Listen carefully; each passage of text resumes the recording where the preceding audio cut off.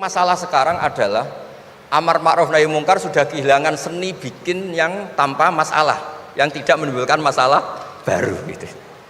Jadi intinya itu ada penyelesaian masalah yang tidak harus seperti itu gitu. Tidak semua masalah atau kemungkaran atau maksiat atau apa itu diselesaikan pakai cara-cara mempermalukan di depan umum atau pidato berapi-api yang mojokkan sana sini. Ini juga yang dilupakan, setiap ada masalah itu dikasuskan di pengadilan. Padahal ini andaikan saya dalam posisi pengamat politik mungkin cerita, padahal bisa diselesaikan dijadikan menteri misal, tapi itu tidak wilayah saya itu. Tapi itu tidak wilayah saya. Andaikan saya datang sebagai pengamat politik mungkin contohnya itu, tapi saya tidak masuk wilayah itu gitu. Assalamualaikum warahmatullahi wabarakatuh.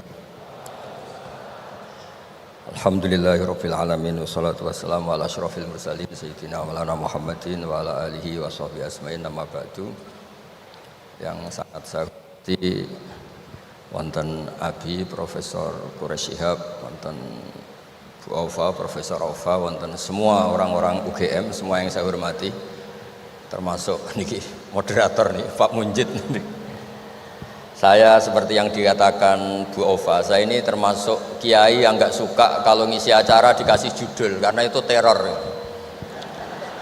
Teror juga mendikte. Saya berkali-kali bilang itu ibarat saya ini dokter jantung, ngerti pasien saya itu bahaya karena punya penyakit jantung. Tapi pasiennya tanya cara ngobati jerawat. Jadi yang masalah serius yang saya tahu saya dokternya, tapi pasiennya yang nunjuk, Gus ini saya punya penyakit kulit tolong obati. Padahal saya tahu penyakit beratnya itu apa? Jantung. Tapi karena ini acara memang harus ada judul, saya terima judul ini meskipun tadi Pak Mujid bilang ada judul itu berarti ada masalah dalam ukhuwah kata beliau. Saya tadi karena sudah dipuji ahli Quran, sebelumnya terima kasih, tadi saya sepakat sama Pak Quraish. Terima kasih pada UGM karena sudah memberi gelar Pak Quraish Kiai Haji. Biasanya hanya Profesor Doktor, ini nggak ada Kiai Haji, ini spesial. Ini penganugerahan Kiai Haji dari UGM, itu keren betul. Ini Mbak Naswa harus mencatat itu penghormatan. Ini yang ngasih gelar Kiai Haji itu UGM. Jadi karena nggak punya alumni yang jadi kiai, yang ngasih gelar orang lain gitu kira-kira. Begini masalah solusi ya. Saya punya sekian cerita, tadi sudah dipuji ahli Quran, saya cerita yang Quran saja. Tidak semua masalah itu penyelesaiannya harus dimarahin atau ditegur atau lewat proses hukum formal atau hukum positif atau pengadilan.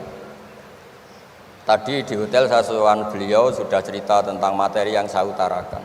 Begini ada sekian contoh, dan itu awal dari nggak ada kekerasan, tetap menjaga ukhuwah, karena modelnya penyelesaian yang tidak menyinggung, tidak mengadili, tidak mendiskreditkan, tidak memojokkan. Saya punya sekian cerita dan ini boleh dikulak Pak Munjid untuk ngiai di UGM, saya sahkan tanpa hak royalti. Saya itu sering Prof, kiai-kiai yang jadi mubalak sering terima kasih sampai Gus, alhamdulillah kulaannya bisa saya jual katanya.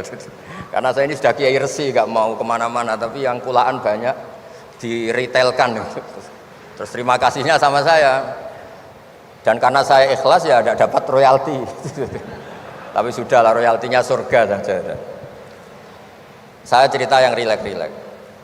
Khalilur Rahman Ibrahim itu pernah ingin, karena penat ya, mikir umat itu penat, capek, ingin masalahnya selesai dan nggak mungkin selesai, sehingga beliau minta umur panjang supaya punya waktu panjang untuk menyelesaikan problem umat. Sama Allah nggak dijawab. Ada orang tua yang sudah renta tua sekali, karena Nabi Ibrahim itu adalah terkenal dermawan, dipanggil terus dikasih kurma. Dikasih kurma itu makan itu meler lagi, makan meler lagi. Terus Nabi Ibrahim masuk kamar, ya Allah saya batalkan doa minta umur sampai tua. Ternyata engkau jawab, kalau terlalu tua kayak itu. Terus kedua, Nabi Dawud. Ini cerita dulu ya, jangan ditiru. Saya ulang lagi cerita dulu, jangan ditiru. Nabi Dawud itu terkenalnya ini. Itu punya istri itu 99. Ini cerita dulu. Kalau sekarang maksimal 4 itu saja kalau berani. Kata orang Madura itu kalau ingin punya istri 2, 4 itu 1 tambah 1 sama dengan 0, Gus, karena semuanya lari. Tapi ketika melihat satu perempuan yang cantik itu beliau ingin sekali.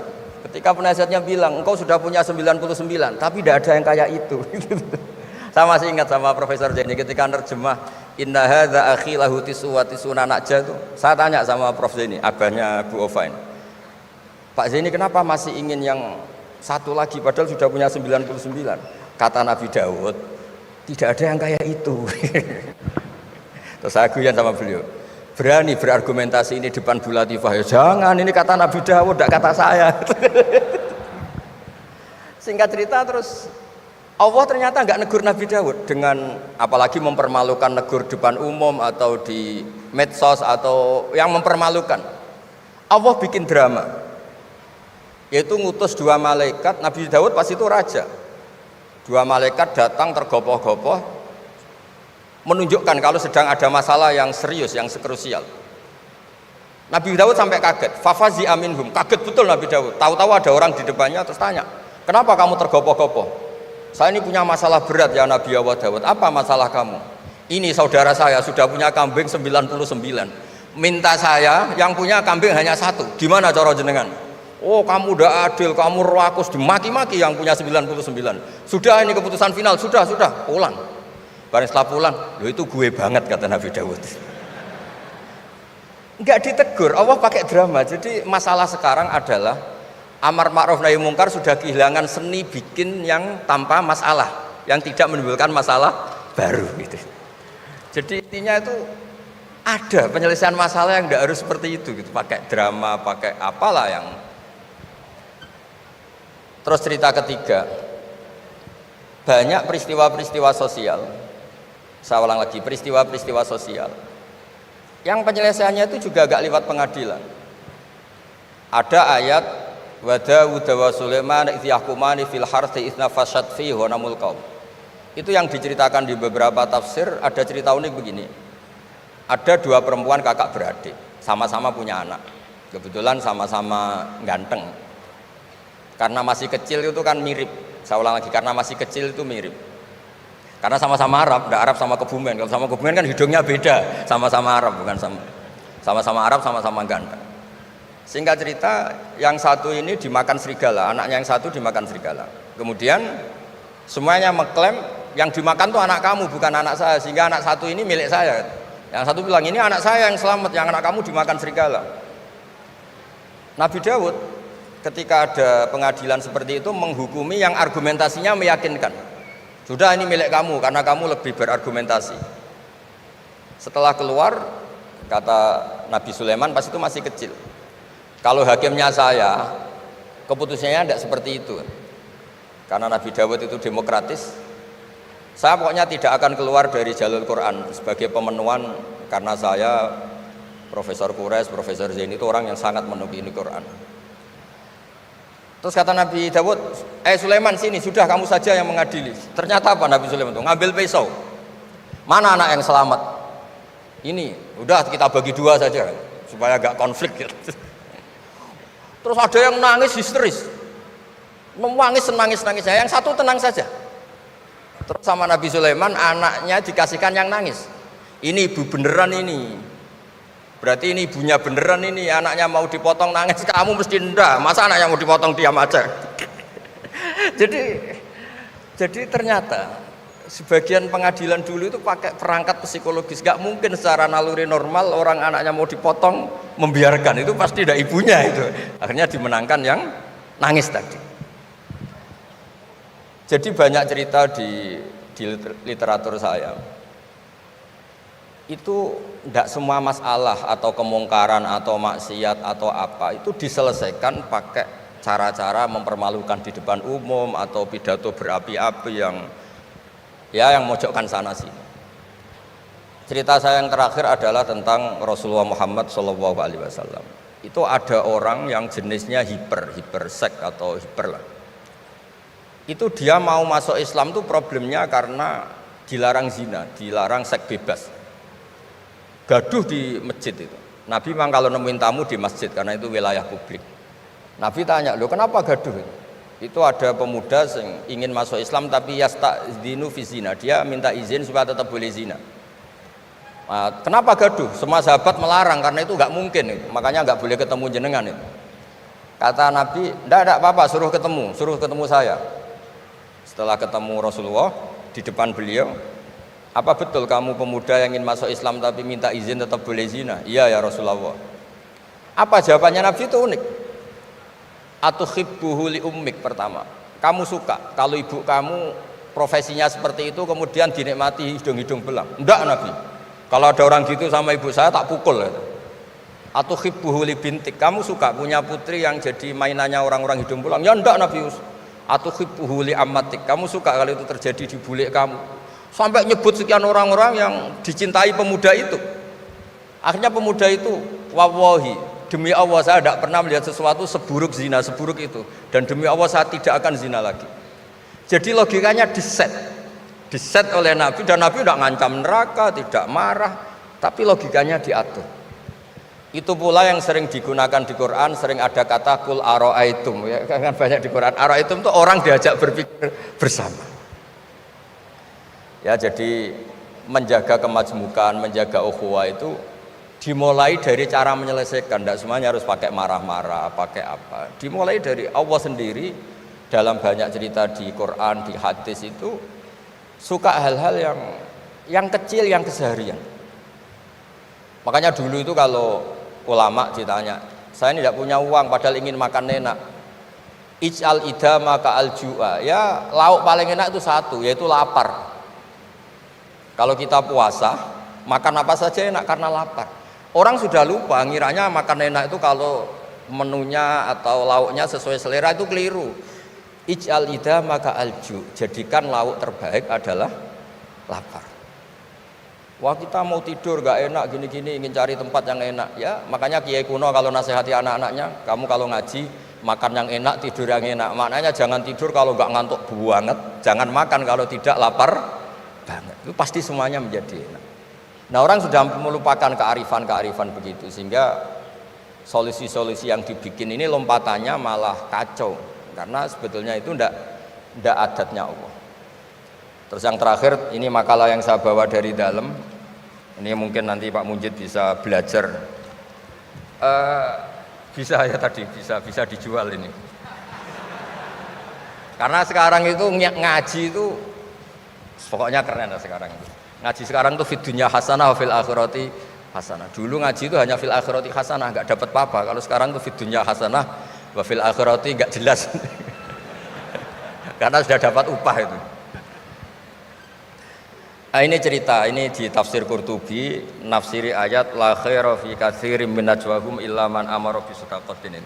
Ikutnya suratun Nisa, nanti bisa dicari di, ya kalau orang UGM mungkin di googling mungkin 114 ayatnya. Sistem di pengadilan Indonesia, misalnya ada orang sengketa, kadang-kadang dilaporkan ke polisi itu silakan selesaikan secara kekeluargaan. Itu ternyata ini di tafsir Qurtubi di kitab saya baca teksnya supaya nanti ditasih Pak Quraisy. Wa kataba Umaru ila Abi Musa al-Asy'ari radhiyallahu anhu qol rudda al-khusuma hatta yastalihu fa inna faslal qada'i yuristu bainahum ad-dhaghain. Jadi kalau ada orang sengketa, silahkan kembalikan yang sengketa, kata Sayyidina Umar. Jangan-jangan mereka punya solusi kekeluargaan. Karena kalau diputuskan di pengadilan itu bisa yurisud dhaghain, bisa melahirkan dendam, hasud, dengki. Tapi kalau mereka diselesaikan dengan logika mereka sendiri, dengan kearifan mereka sendiri, maka itu lebih baik. Ini juga yang dilupakan, setiap ada masalah itu dikasuskan di pengadilan. Padahal ini andaikan saya dalam posisi pengamat politik mungkin cerita, padahal bisa diselesaikan dijadikan menteri misal, tapi itu tidak wilayah saya. Tapi itu tidak wilayah saya. Andaikan saya datang sebagai pengamat politik mungkin contohnya itu, tapi saya tidak masuk wilayah itu. Cerita-cerita itu masyhur itu. Dulu ini cerita lagi ke Habib Quraisy di Abi Quraisy ya. Pernah ada orang itu saking solehnya beli tanah Mestinya beli tanah seisinya. Lala tanah itu emasnya banyak. Setelah itu orang itu bilang, saya ini hanya beli tanah kok isinya emas banyak, ini gimana? Bilang sama penjualnya. Penjualnya nggak mau, enggak, saya jual tanah seisinya, emas itu milik kamu, enggak, saya beli tanah kok dapat emas. Itu dulu penyelesaiannya bilang, kamu punya anak putri, kamu punya anak laki, ya sudah besanan saja biar nggak kelio.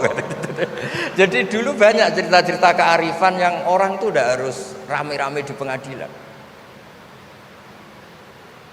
Ya tadi andaikan saya politik, mungkin contohnya nggak usah di MK lah, dimenterikan gitu. Bisa andaikan saya politikus, tapi enggak lah, itu udah wilayah saya. Jadi di antara kebaikan Islam, benan nas, bukan benal muslimin, bukan benal muslim wal kafir, benan nas. Kita rukun sesama non muslim itu juga ajaran Islam. La khaira fi katsirin min najwahum. Diskusi apapun tidak baik kecuali diskusi-diskusi yang menyuruh kebaikan, menyuruh sedekah, au islahim bainan nas, atau diskusi yang menjadikan kita baik-baik saja, hubungan kenegaraan, hubungan kebangsaan, hubungan kemanusiaan baik-baik saja. Ya, sekian mukadimah saya, nanti ditambahi Abi Kures, Profesor Kures. Sekian, dan saya tidak salam dulu karena pasti provokatornya ini merovokasi lagi. Jadi kalau moderator itu kan bikin sesuatu indah, ini jadi tidak indah. Masa orang sesantun saya dibilang harimau, itu kan kacau itu nggak bener itu. Karena kalau di Indonesia, oh ini negara nggak bener, kayak hukum rimba, yang kuat menang, yang kuat itu kan harimau, wah jadi masalah kan. Tapi saya maafkan karena di dunia kiai ini masih mu'alaf latihannya. Saya alhamdulillah orang-orang UGM memang sering ketemu saya dulu zaman Pak Panut. Ini rumah saya ganggu ya berkali-kali. Jadi ya enggak apa-apa, silahkan salah karena Allah Maha Pemaaf gitu. Monggo. Pakai ini.